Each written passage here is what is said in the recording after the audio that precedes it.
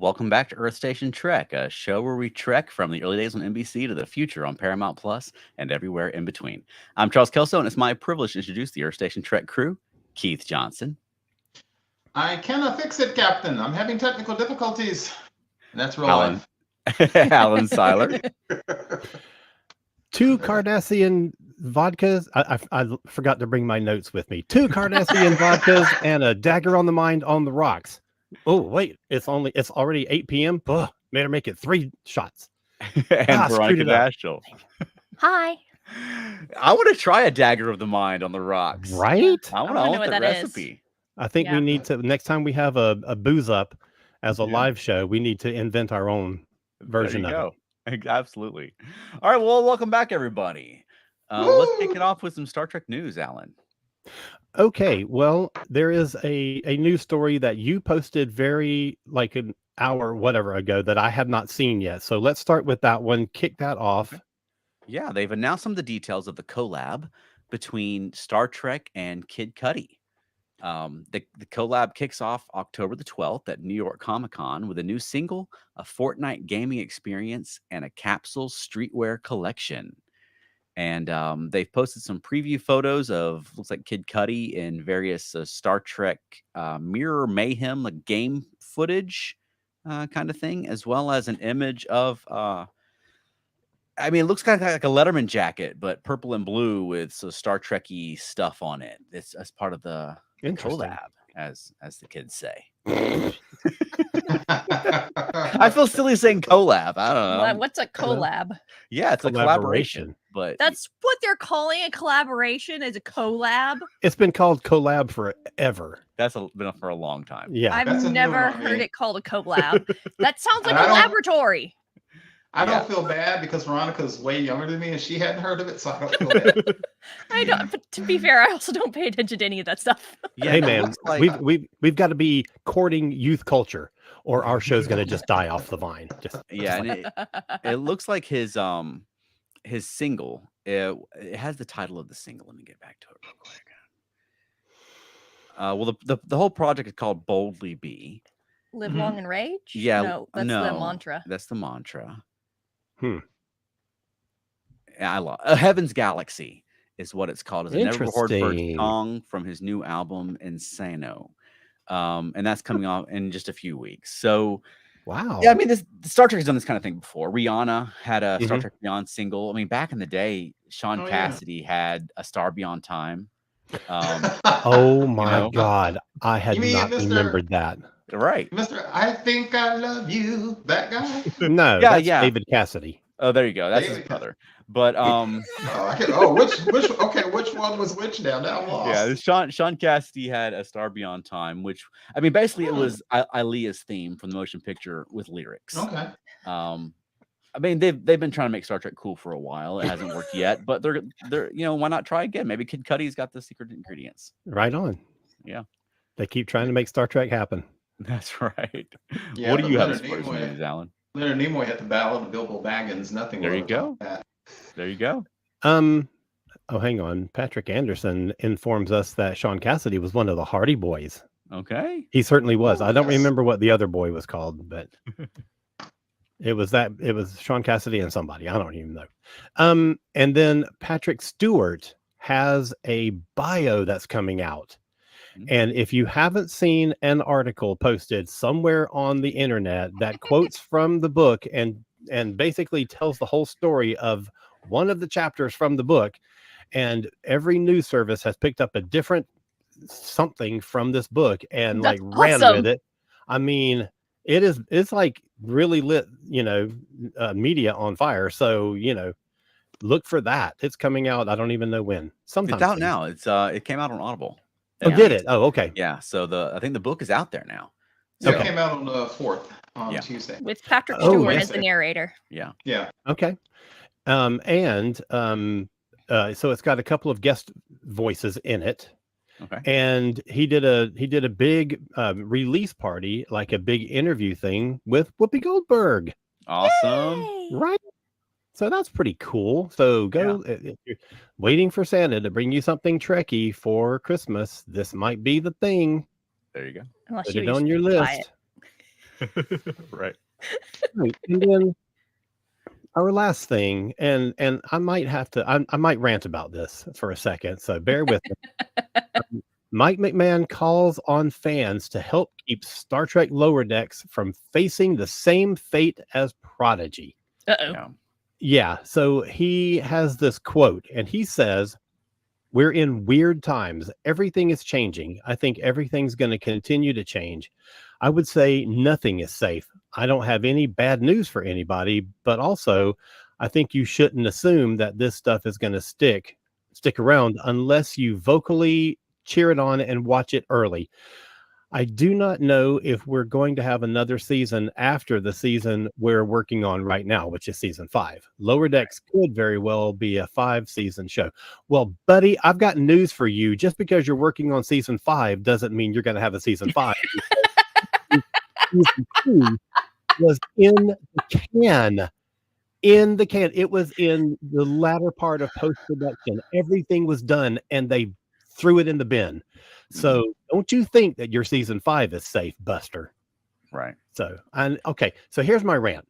So I have been a champion of Paramount Plus. I know they do stupid stuff sometimes in their marketing and things like that, and I call them out on it. But at the same time, I was like a day one adopter of CBS All Access, because I was like, here we finally have a home for Star Trek, and not only a home to sort of collect all of the legacy shows, but they promise new content as well. And then we moved from that into, I remember the first time that we kind of realized, we posted here and we mentioned it on one of our episodes a long time ago, a couple years ago, that we had one show on television and like 3 more in production. And we hadn't had a season of Star Trek like that in ever. Right. Yeah. And so here we have had this place where Star Trek had found a home. It was in a safe space. It was going to be nurtured. It was going to be developed. It was going to be furthered. And I swear to God, after however many years this has been, 4 or 5, whatever it is, 6 years of supporting these people, they are pulling the rug out from Prodigy. They've already gotten rid of that. They like retroactively canceled Discovery, so to the point where they had to pull people back to Toronto or Vancouver and reshoot scenes so that they could make the last episode the last episode. And now Mike McMahon is like, hey, if you guys don't watch my show, it might get canned too. So what the heck is going on with Star Trek? And why aren't we in a place? They built this stupid brand, their streaming platform, on Star Trek. Yeah. And now it's like they don't give a crap about it anymore. Right. So that's my rant. There you go. Yeah. And it sucks that we're in a position where the creator of the show, during like halfway through the season of his show, is having to say, please watch the show so they don't cancel us too. Yeah. Right. Because we're not 100% that season 5 will even come, or that we might find out in 3 weeks that, well, Lower Decks is off the streaming. We got a tax break and Lower Decks is in the can. It's really frustrating. And like you said, we were watching CBS All Access when no one else in the world knew what that was. Yeah. Right. We were subscribed to Like watch Star Trek. day one. As soon as they made it available, I put my money down. Yeah. So you know what? I'm like, I'm not saying that I'm gonna. I'm sorry. I think it goes back to something we talked about several times on the show, which was when they first pitched reviving Star Trek. Les Moonves was vocally against it. He thought it was a stupid idea, it was a dumb idea, and he hated it. And only when he saw the first numbers come in and the profit did he really get behind it.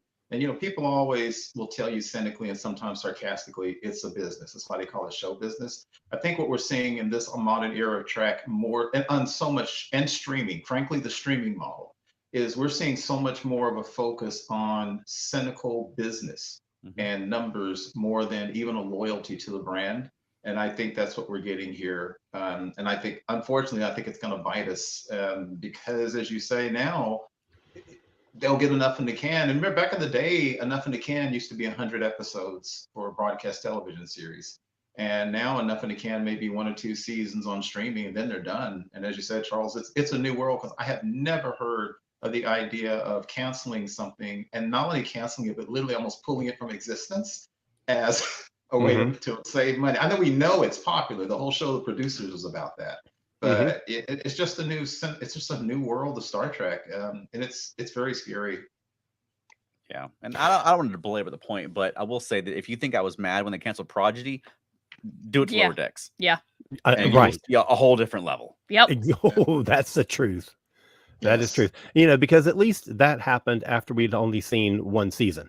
This, we're 4 seasons in, and we are like super invested in this show, these characters and their writers and creators. Right. Yeah. Yes. So keep it up, Paramount. Well, on that note, you're about to have a revolt on your hands. Keith, do we have some This Week in Trek this week? Yeah, we're definitely going to look back now, talking about getting nostalgic for the old days. But this is very interesting. The 2nd of October, 1984, Star Trek was awarded what's called a design patent. And I had to look it up, the difference between a design patent and a copyright. A copyright, strictly speaking, means no one can straight up copy whatever you've created. A design patent is a little bit more flexible, so that people can not only copy exactly what you did, but they can't produce something that's similar to what you did. Anyone care to guess what the design patent they were awarded was for in 1984 for Star Trek? What's that? The ship.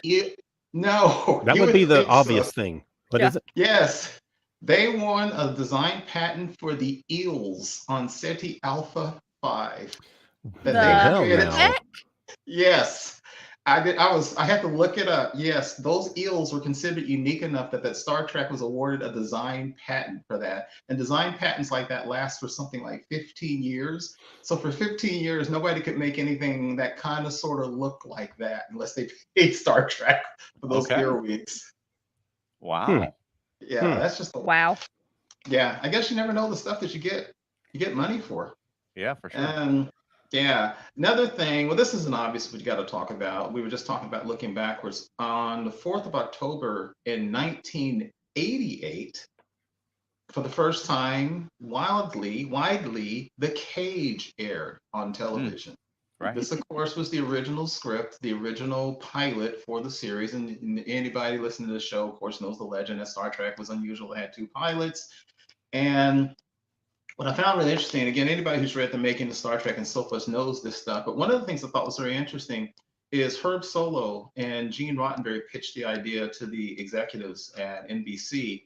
And what a lot of people sometimes don't know is Gene Roddenberry was this really big man, kind of a giant of a man, they called him, but he wasn't very aggressive. And the pitch wasn't going very well. And actually, initially, the executive says, "Thank you, but we pass." And so Gene Roddenberry got up and was leaving dejectedly. And then Herb Solow, for some reason, got pissed off and basically yelled at them and said, "Look, you can find money to give us a 90-minute show and talk about money, profit." And he said, "And look, if it's not all that good, you can package it as a TV movie and get your money back. So what's it going to hurt?" And they said, all right. So they decided to give him a try, which I thought was funny. And then Oscar Katz, who was the president of Desilu, of course, Lucille Ball and Desi Arnaz's studio at the time, he said that when he pitched Star Trek to the executives at Desilu, they weren't keen on it, but they had NBC had said, "We want to look into it." So they pitched 3 different themes for the first show. One of them was basically something that took place mostly aboard a spaceship. The second was something that took place on a planet that was populated by humans. And the third pitch that Roddenberry talked about was a planet that had non-human looking aliens. Oscar Katz said Desilu went with the last one because he is convinced they felt it was going to be so expensive and it would be so badly pulled off that the show would be canceled or never greenlit. So he said they tried to sabotage them from the first day, which I think is just amazing. And then because again, this is the 60s, who knew that, they were talking about ray guns and so forth. Sure, yeah. And then the last thing, or one other thing I thought was very interesting is Gene Roddenberry presented 3 final scripts to the network. One of them was, of course, what became The Cage. The other 2 was one called The Perfect World / A Visit to Paradise. Matt Sweatman, that episode was Return to the Archons. And the other pitch, but to this day seems madness, the other pitch that Roddenberry officially presented for the first episode of Star Trek was Mud's Women. Yeah. I mean, this was an And era where TV westerns were king, and Mud's yes, Women is very much in the TV western vein for no, that's true. 1964. That's true. And the last thing I thought was very interesting, and I think this goes back to what we talk about when you go for something. Gene Roddenberry, they said, wrote the scripts for all of those episodes, including The Cage, without an eye to budget or special effects. So Wow. when he wrote the laser cannon used in The Cage, the people were like, Gene, we can't do this. He's like, whatever, you'll figure it out. And I love the fact that Gene wrote, and he brought in scientific advisors, and he said, I want to write the most realistic science fiction thing ever. And he did not care about budget. He did not care about what they could do. He wrote what he thought was a good script, and then they made it work. And that is awesome. That is awesome. That's the way to do it. Yeah. That's the way you do it. And with that, we're going to sign off on This Week in Trek, because I think that's a good one to go out on. Well, awesome. Yeah. So this week we decided to talk a little about the Ferengi. The Ferengi really up to this point before we get into the latest episode of Lower Decks. So, I mean, I know Veronica, you're the big Ferengi fan on the show. Yes. So you want to kick it off? Sure. So I mean, I guess let's kind of start with how the Ferengi were first introduced, because I think beyond, and I don't remember a lot of Next Generation, but beyond their first introduction, they weren't really used at all in Next Generation, were they? Yeah. The Ferengi came back from time to time. A few times. Ferengi. Yeah. Okay. I'm not remembering any other episodes. Wow. Yeah. Well, they were introduced in the last Outpost, and they really were built up prior to it as like the big bad of Next Gen. Right. Yeah. Yes. And I don't think that they really delivered on that. No. When people got to see the actual Ferengi, and it was like, Yeah. work. No. Yeah. No. So Veronica, I have a question, Veronica. Since you don't remember Ferengi much in TNG, when and why did you fall in love with Ferengi in that case? DS9? Yeah. Pork. Yeah. Okay. That Pork makes and dog. sense. And Rom. Yeah. And Rom. Yeah. Well, I mean, DS9 is where they really fleshed them out. I mean, they were Oh, yeah. recurring antagonists in Next Gen and sort of silly from the jump. Yes. But I mean, really, DS9 is where they started building regular Ferengi character and building the Ferengi culture, which is we've talked about before. It's something you do on Star Trek shows. You take an existing race and make one of those people a member of the main cast, and then develop that race. And I think they did that extremely successfully with the Ferengi. Yeah. Agreed. Yeah, they were introduced as you said with the last Outpost. Was the second one the battle? The battle? Yes. Is that what it's called? Yeah. Okay. Yes. Right. Veronica, you may remember that one. That's the one where the Ferengi whose son had been killed in a battle when Picard was captain of the Stargazer years ago. Went and got to call this out. Went and found the Stargazer, which for some reason Starfleet had just left floating in space. And refurbished it and had some stupid mind control device which made Picard think he was reliving the battle. I thought that was a cool episode. I like the battle. I like the whole thing with Picard sort of psychologically being drawn back into his past and thinking he's reliving it. But I mean, the Ferengi were painted as a big bad to the point that was the race that like Picard had like an emotional investment in, like a backstory with. You know, like they were going to be the new big bads, and he's got that personal connection to it. But I mean, I think from the last Outpost, the minute they're on screen, that should be apparent that these are not going to work as the new like antagonist of the show. No, these are not the new Klingons. And they didn't have to be portrayed that way. Yeah. They made that last scene of that show like where they're just, monkeys. They're just jumping around and they're being silly. And the only cool thing about them is that they had those cool ass laser whips. Yeah. Dude, I loved that. But other than that, they were just comical, and they undermine their own new Klingon before they really even get off the ground. Right. Now, I think there are some good Ferengi episodes in Next Gen, and we have the one that takes place on Risa is pretty good, and the one where they kidnap Troy, and Riker. I like that one a lot. But Menage a Troy. Menage a Troy. That is the best, most clever title ever. Yeah. But yeah, I mean, it's just, they were not great. Let me get 3 comments really quickly. One goes back up to my rant earlier. Matt Sweatman says that Lower Decks has to have to make it through at least 6 seasons to keep up with the movie poster spoofs that they've been doing, That's right. which is a fantastic point. Wayne says, with the Hey, Ferengi, Wayne. we were looking for the big bad, but we got the Keystone Cops. Amen. Right. And Matt then chimes in, I really like the TNG episode in which the Ferengi kidnapped Deanna and Loxana. There you go. And I I love would that one. say if they want to complete the movie poster spoofs, we need 13 seasons Yeah, of Lower Decks. that's what I was gonna say. You know? Yeah. We don't need to stop with original series. We Right. need to go Totally. right into all the movies. And if they Yes. make another movie in the process, Yeah. and then they need to spoof the 2000s movie posters. Mhm. So 15 seasons, No, that's 13. 13 seasons. Yeah. Oh, that's the. I know what I'm talking about. Okay. There Plus was- Lucky 13. There you go. There was also the episode, which I know you remember, Veronica, where the Federation was among the races bargaining for access to that wormhole that turned out not to be stable. Oh yeah. Yeah. The Barzan. I That's remember that it. now. Mhm. Yeah. Yeah. And as That it was was- too. Yeah, go ahead, Charles. I was gonna say that was a good thing that Voyager paid off Mhm. Yes. because Yeah. those guys get lost in the Delta Quadrant, Mm-hmm. and Voyager came across those dudes. Yeah. Yeah. Was Played by Errol different Al, actors. Is that their names? Yeah. But I Yeah. mean that's a cool Yeah. thing to pick up on. If you want to get a Absolutely. Ferengi episode in and you use Mhm. what you've established about the Delta Quadrant, and we know, and I thought that was a kind of cool episode too, where they've set themselves up as gods on that. Of course, Yes. the Ferengi are going to do that. Of course you know? they will. Yeah.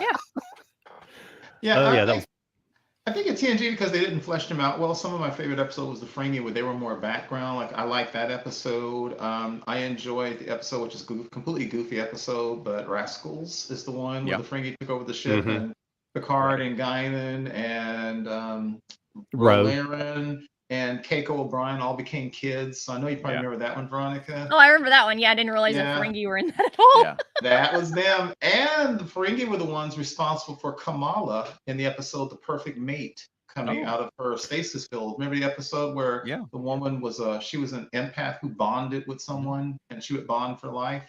That was Mhm. Monica Jensen. Yeah. Yeah. That's I have a it. vague memory right. of that. And what happened was she was kept in stasis because she was basically coming to the point where she was gonna have to imprint on one person for the rest of her natural life. And so they kept her in stasis so she could basically be given to the ruler of another planet. And the Ferengi, like clowns, accidentally knocked her out of stasis, and that's the one. It's a really good episode. It's a problematic episode. I think it's actually deep and has a lot of discussion about women and agency and geisha and so forth. Right. But it's a really deep episode because she ends up falling in love with Picard. It was thanks to the Ferengi. Yeah. I mean, you get the occasional like Ferengi scientist, but on the Mhm. whole, I'd say the Ferengi were pretty one note throughout Yeah. Oh, yeah. Next Gen. It's like Oh, yeah. they all wore the same outfit and Yes. had basically the same personality. Basically, yeah. Yeah. But I I mean, just- go ahead. I just want to get a comment. Okay.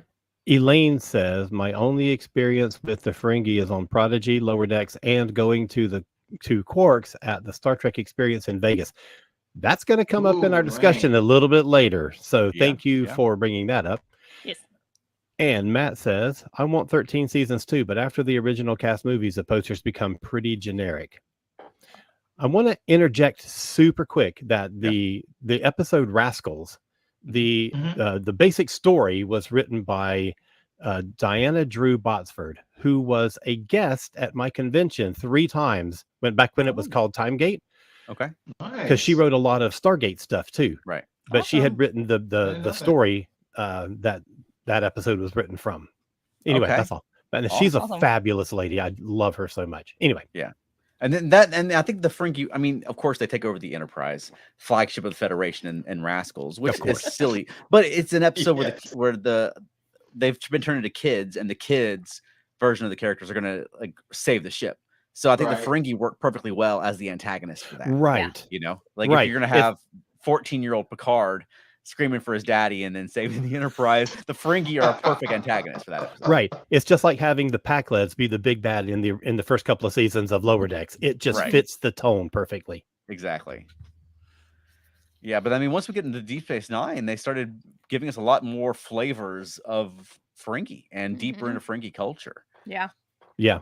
And Ferengi family structure.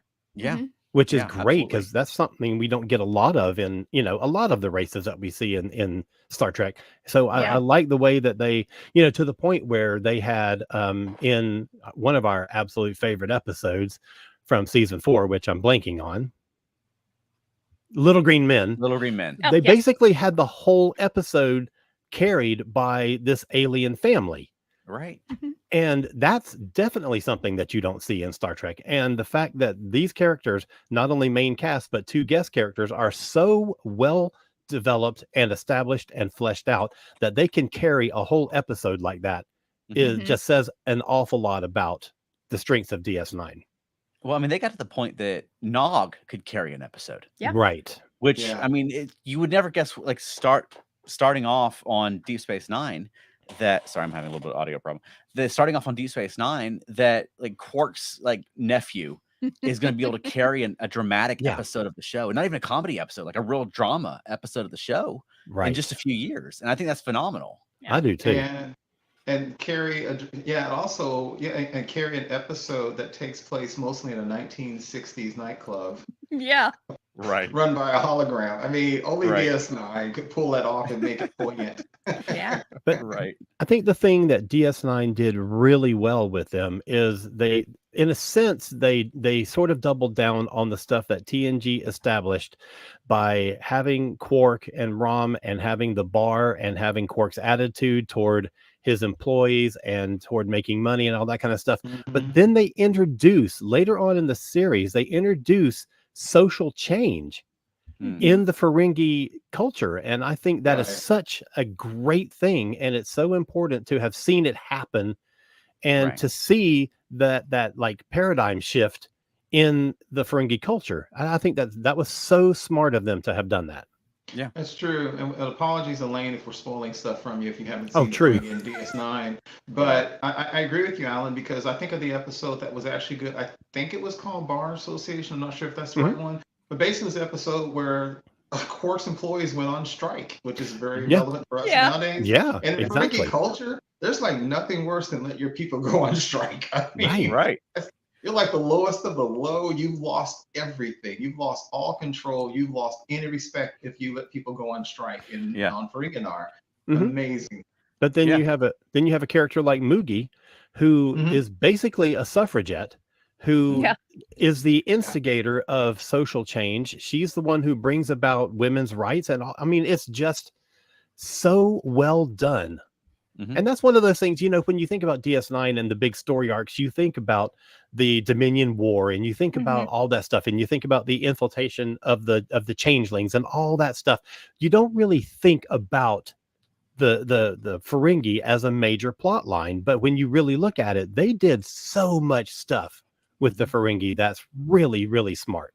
Yeah. And part of it is that they were producing so many episodes. Yeah. Sure. I mean, you're talking about 22 episodes a year of multiple shows. Right. They had time to develop these things. We were just talking a few weeks ago about how the new era of Star Trek, I mean, it's been 6 years now, and they haven't really produced, I mean, maybe 1 or 2 memorable new species. Right. Maybe Saru species, for instance. Yeah, that's the only in one I was Buffalo. thinking Maybe. of. Right. Right. But much less developing them in that amount of time.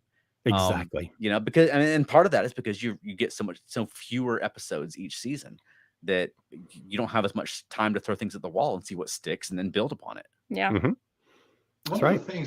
One of the things I liked about DS9 is I liked it when, as you were saying, Alan, they grew. I liked when the Ferengi were a little more serious. And one of the things I thought was very interesting was in, I think it was season 1, when Cisco didn't like his son hanging around with Nog because he thought he was a Yeah. bad influence. Right. And you cannot escape the optics that a black actor is showing prejudice against somebody from another race. He's Sure. literally saying, I don't want you hanging around those people, his type, Mhm. which is amazing. And then you find out that, well, they're still doing stuff like whatever. There was one, they did this really weird thing where they gave people like multicolored polka dots or some crap like that, and they itched. But what was great in that episode, which started the thing with Nog, is he found out that Jake was teaching Nog to read.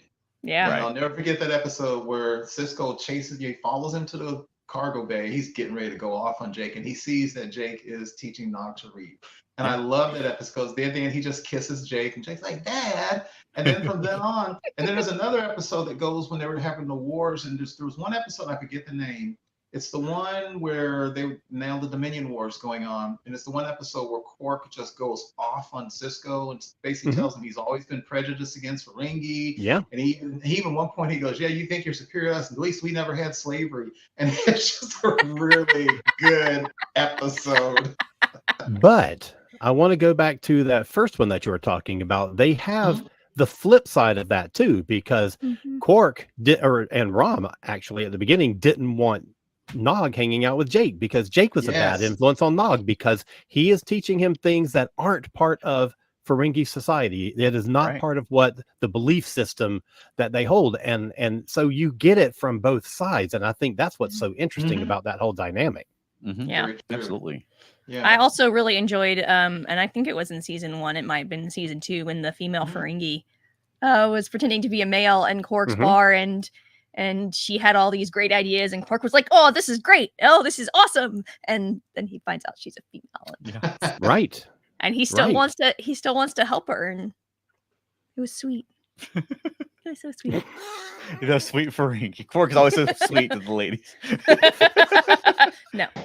Yeah, But- for those old enough to remember, Quark always reminded me of Archie Bunker from All in the Family, which was he learned some lessons, and you can tell he slowly grew, but he was still kind of founded in his upbringing. Yeah. Whereas I suppose the Rom and Nog are definitely forward thinking. Quark definitely grew, but he's still, you can tell he's from that generation.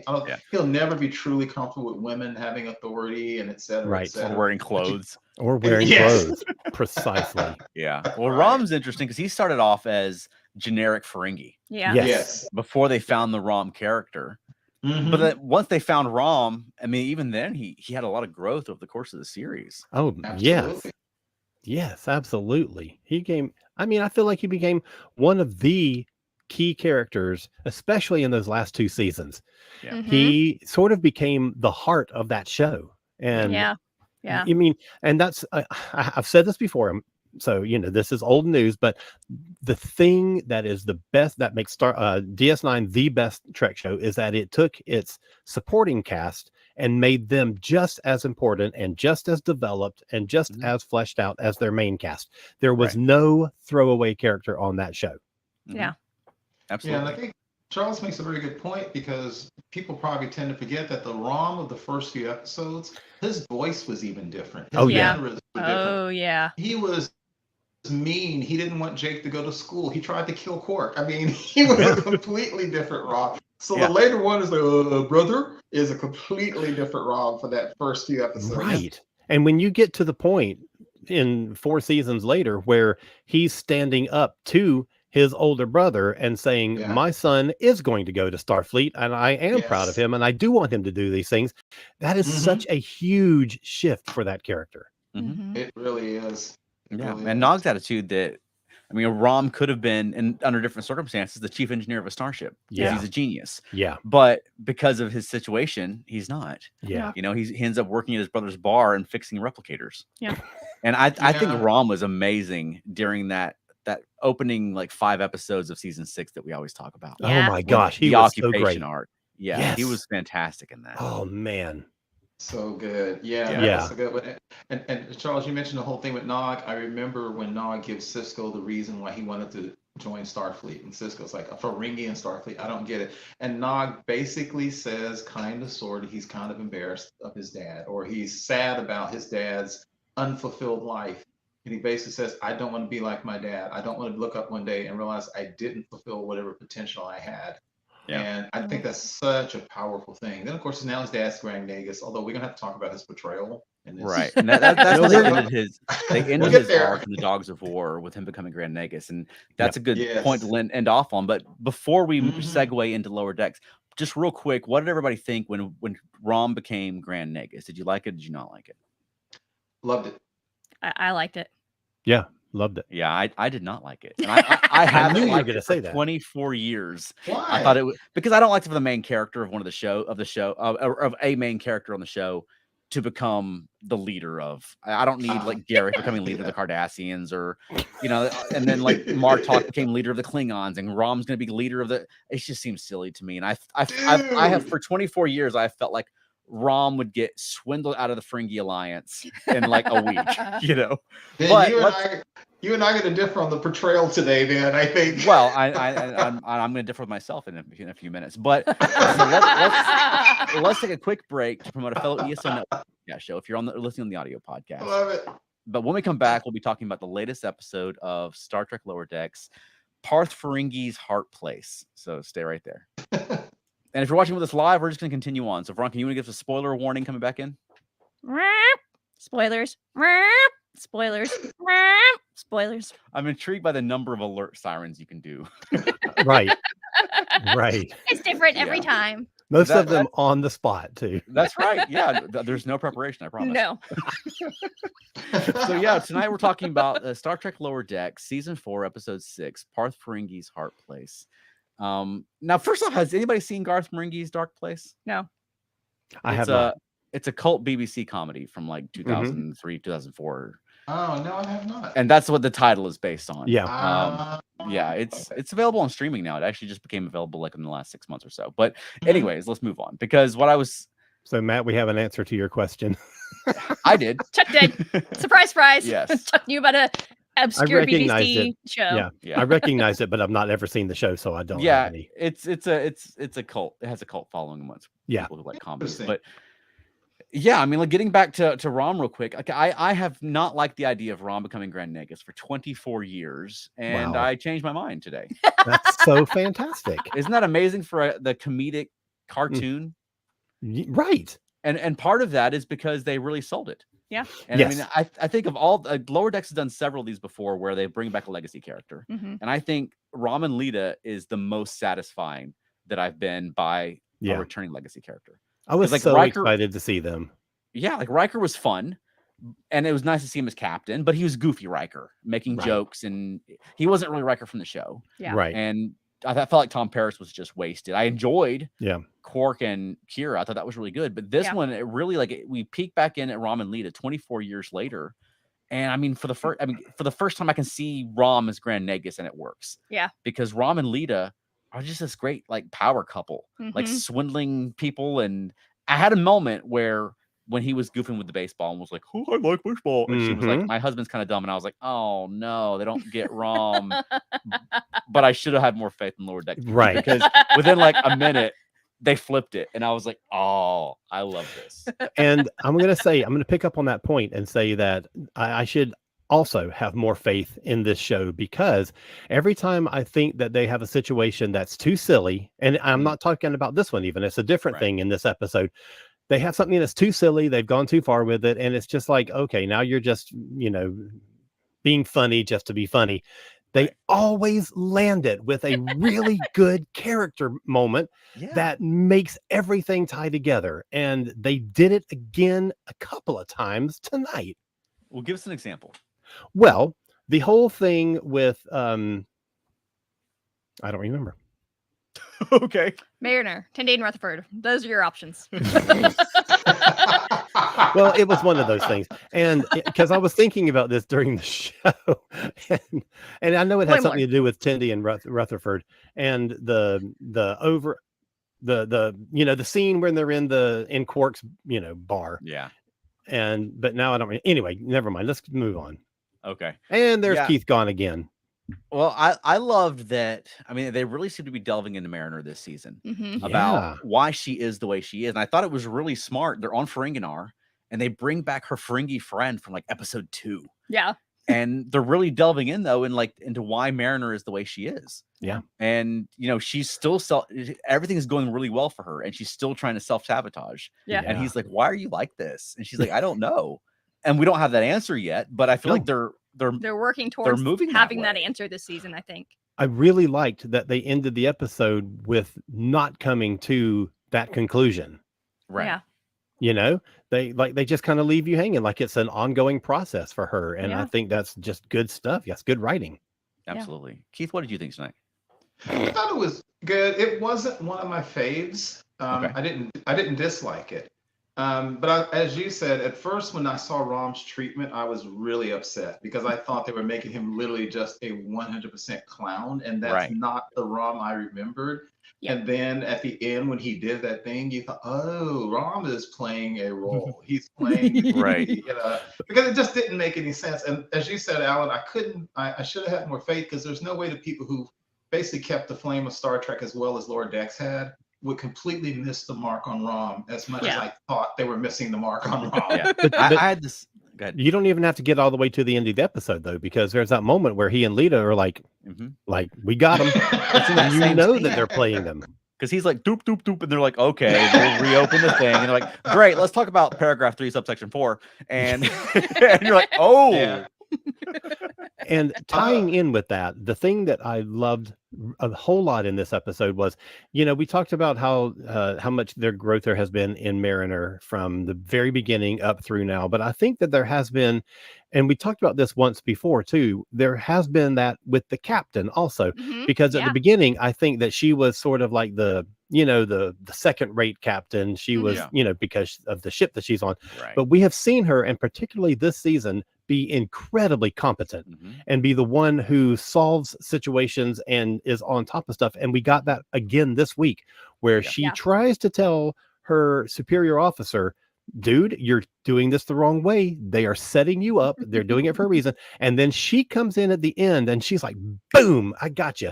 And they're like, that's what we wanted. Now we know that there are people in Starfleet who honor our culture and understand us. We'll sign whatever you put in front of us. Yeah. And I loved that.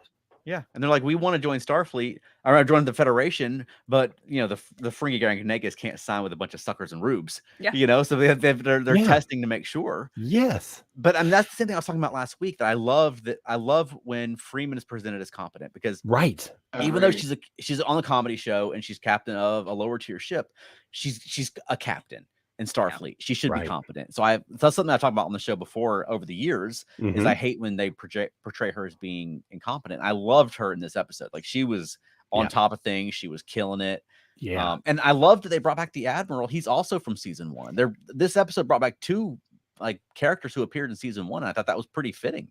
Right. Agreed. Yeah, but I tell you, that admiral needs to go talk to Jellicoe. You need to be an expert on you need to be an expert on the people you're negotiating with, because he was completely out of his league with this. Yeah. Yeah. A point that it kind of ties into the first half of our discussion, and that is that this move to join the Federation has to tie in, because we're talking about Rom here. This has to tie in to Nog and him joining Starfleet. I mean, it has a lot to do with the fact that he spent 7 years on a space station that was operated by the Federation, and he got to know people and he got to understand what the Federation is and what the Federation does. But his son joining Starfleet has to be a catalyst to move that needle for Rom the way that it did. And I wish that they had referenced that in the episode. I wish they had said, at least mention Nog's name. Right. Yeah. Something like my son is the second officer on the USS such and such. Yes. And we get like, something about Nog. Yes. Well, Yes, exactly. what do we think about Ferengi making a move to join the Federation? I think it's going to be awesome. Okay. I'm excited. I agree, and I think it makes sense. I think that doing a real stretch and a connection here, but one of the things the series Enterprise talked about, and the whole stupid thing with the temporal Cold War with the sphere builders, was one of the things about the sphere builders was looking to the Charles loving this. You're describing it like I would. Yeah, but I didn't care for the temporal Cold War. But what was very interesting about that is one of the things was the sphere builders from the future were defeated by an alliance of God knows how many races. And so you can think of a power like that, seeing the Ferengi join and other races join, be concerned about that. So I think that for the Ferengi, it's in the long run a good move. And for the Federation in the long run, it's a good move. And I think that's what Star Trek is all about. And you especially have these disparate races that'll bring all kinds of different abilities to the Federation that not everybody else has. I mean, Ferengi to Vulcan to Tellarites to Andorians, right there. You got so many different personality types just from those few races. Yeah. Yeah. And I don't remember if it was outright stated, but it was certainly heavily implied in Discovery that by the Yeah. 32nd century, That's what I was the going to say. Ferengi are part of the Federation. At some Yes. point, the Ferengi Right. Yeah. became part of the Federation, and I'm really glad Yes. that we got to see the start of that. And I'm really glad that it's Rom Yeah, it makes that's sense. pushing that forward. Because I Mhm. mean, I'm with all the stuff there, we knew they were pushing forward anyway. It was something that was going to happen regardless of if it was Rom doing it. But I'm really Mhm. glad that it is Rom and Mhm. Leeta. Well, this episode was a perfect continuation of the way the Ferengi were portrayed on DS9. From the planet to, I mean, we got to see more of the planet, Yeah. but also to think little things like that. You get those little gun runners in the beginning who are having to get rid of their guns because, you know, Grand Negus Rom has determined that hospitality and things and progressiveness are more profitable in the long run. Yes. But we see Yeah. that the Ferengi are still the Ferengi. They're still retaining Yes. who they are while Mhm. while they're progressing. Women wear clothes and they're getting away from gun running and things. But they're still the Ferengi. And I gotta say, I love the Dominion War Lost Prophets monument. Like Yes. that monument to the prophets lost in the Dominion War was hilarious. That was amazing. But I just want to say, so much about what we saw on the planet was so good. And Mhm. my favorite, and I know you'll be surprised by this because it's my profession, but my favorite was the library. The Ferenginar, what was it? The Ferenginar historic library, and it's got the big neon flashing signs, books, books, books, books, and you go in. There's like Gambling. no books, Right. and it's just like Dabo tables and stuff, and Yeah. it cracked me up. Yeah. I really want one of those hats. One of those Yes. like I those really hope they're Ferengi making those. I beer chugging really hope they're hats. making those. Yes. Someone make those. Yes. Or we'll make our own. Yes. Okay, For let me Dragon's catch up on comments. Elaine says, "I love the title. It's based on one of the weirdest British TV shows I've ever seen, Garth Marenghi's Dark Place. Yes. I that's have got very to true. watch that show at some point." It is weird. Matt says, "Overall, Starfleet captains are much more competent than commodores and admirals." Yes. True. And Which is weird. Matt also says, "I think the joke is that yes, the Ferengi are much more capitalist than the Federation, but they are not very different than the commercialization of our society." That's Yeah. true. Yeah. Did you notice the whole time they're satirizing television, that painting behind Boimler was the Paramount logo, the mountain and the stars. No, I didn't. Watch it didn't again. notice There's that. a round painting behind Boimler the Yes, whole time. I remember with the seeing Paramount that. Mountain and the Oh my stars. God, that's I thought that was hilarious. genius. Okay, I I just didn't want to notice that. I just want to say that one of my favorite things about this episode was that somebody sat down and watched Ferengi television. Yes. Because I thought every so one of these too. cultures has to have recreational entertainment. Like, Right. there's got to be Vulcan soap operas, and I'm just fascinated by this, and I wish we could see more of this kind of thing. Mhm. I would love to see Paramount Plus, if they don't destroy every series that they have going on, to actually develop something that's set, let's do a Vulcan, television show. Yeah. A But- television show that Vulcans would watch. You know, that'd be a great if they want to do like an animated homage to the animated series. They should do something like that. Like do Mhm. like Ferengi television. Right. And one of the things I've always wondered about is like how different cultures, like, we have Klingon opera, we've known about that, but what else do we have that other cultures have developed? Like, I want to know what happens on on Beta Z for live theater, because Right. if you are an audience watching a play, you know what's going to happen because you can tell what's in the actors' minds. But at the same time, you could influence what happens by projecting something into one of the actors' minds. And it would be a total twist Oh my on what we gosh. think about as far as theater goes. And my mind is just like racing with all Man, these talk different about possibilities. improv. Yeah, I would watch that. That would be Right. like the ultimate improv. Like you don't even know what you're gonna say next. Yes, exactly. Oh my God. I would love it Yeah, so much. I thought the Boimler television thing was good because I'm the same way. You want to really know what a civilization, how they relax. One thing back to Deep Space Nine they talked about was, for example, so much Cardassian literature and stuff Yeah. is literally about how the state was always right. And I remember there was an episode where Bashir was reading a book and he's like, "Dude, this whole book is about how the state is right." And Garrick tells him, "Well, that's the whole point.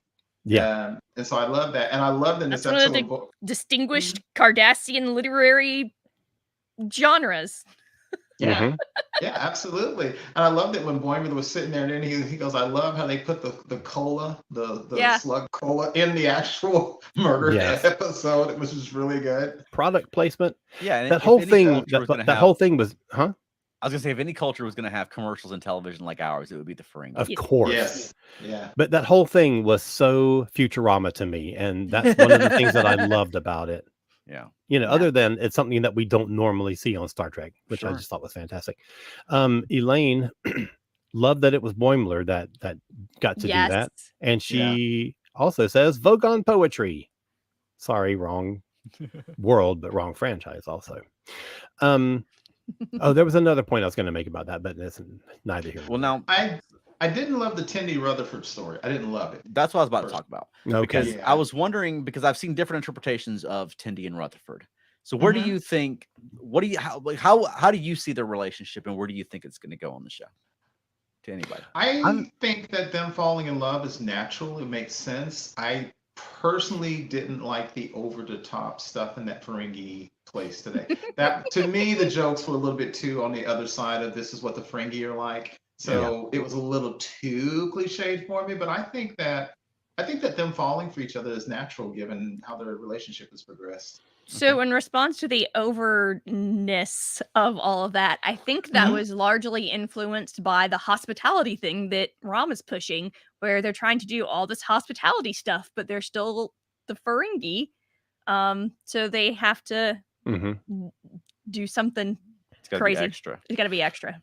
And to Elaine's point earlier in the first part of our episode, that whole thing was designed around the Las Vegas Star Trek experience, Right.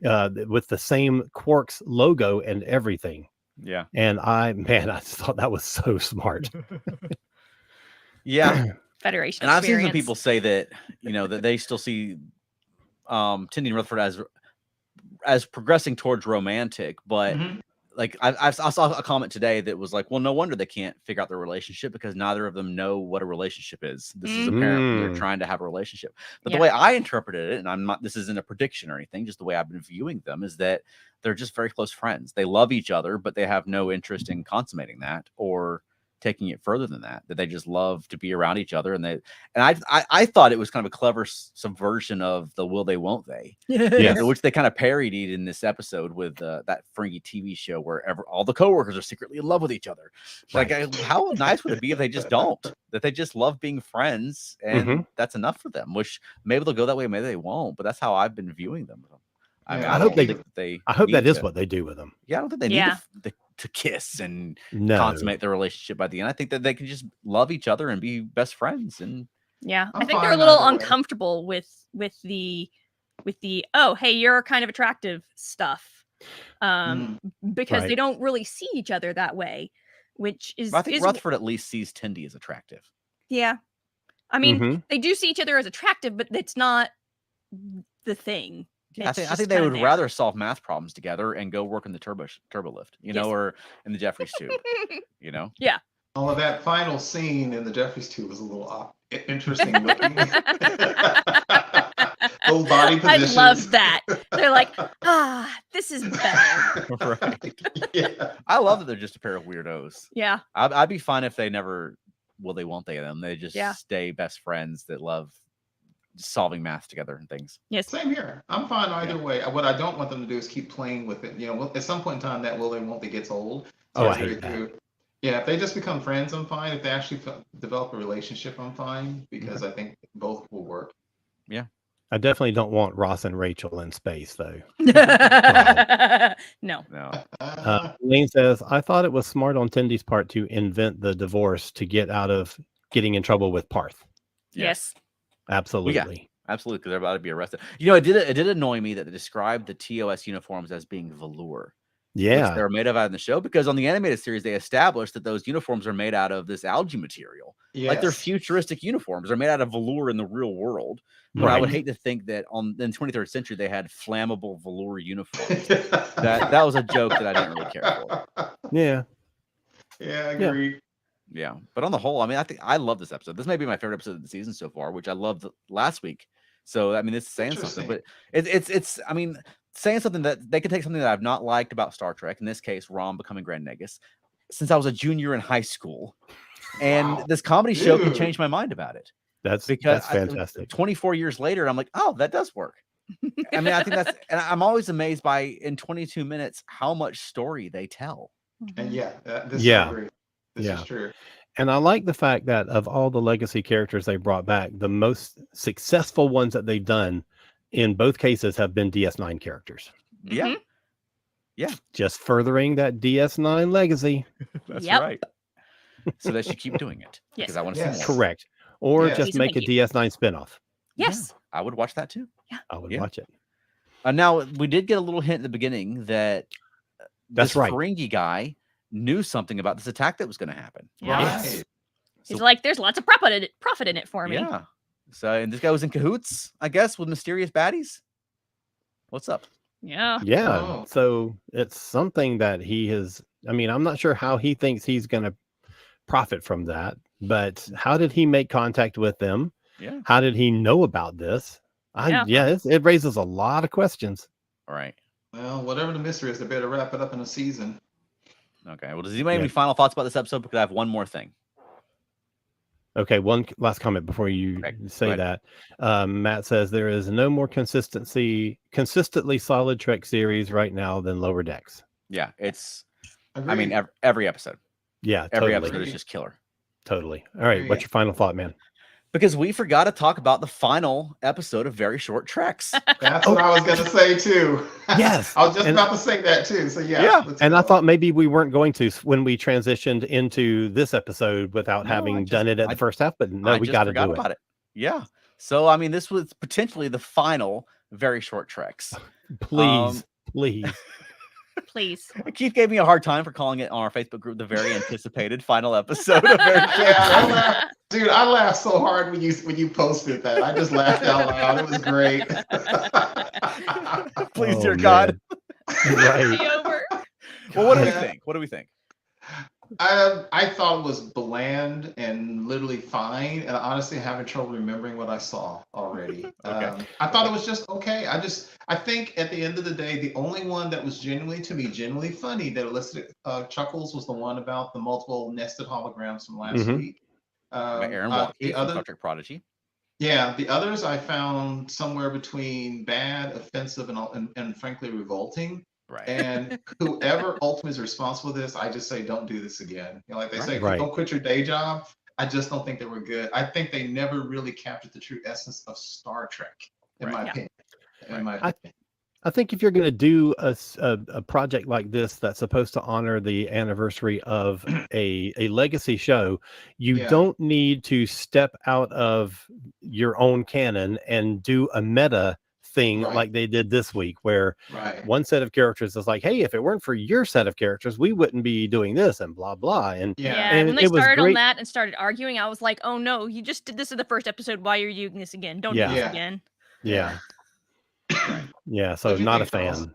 Yeah, Not a no, fan. I feel like there are wasted opportunities. I Yeah. feel like if Yeah. you had 2 to 3 minutes to tell a Star Trek story, and this is the Star Trek story you come up with. Plus, I was a little annoyed that I mean, it's a musical themed episode called "Walk Don't Run," which was Mhm. a great Venture song in the early mid '60s. Which Yeah. I mean, I would much rather listen to the Ventures "Walk Don't Run" than the whatever they were doing this time. I enjoyed the little trippiness of Okay. it. Okay, that's good. That's But- positive. Overall, it was one of the better ones. Okay. Okay. I did like last week better, but I think this Yeah.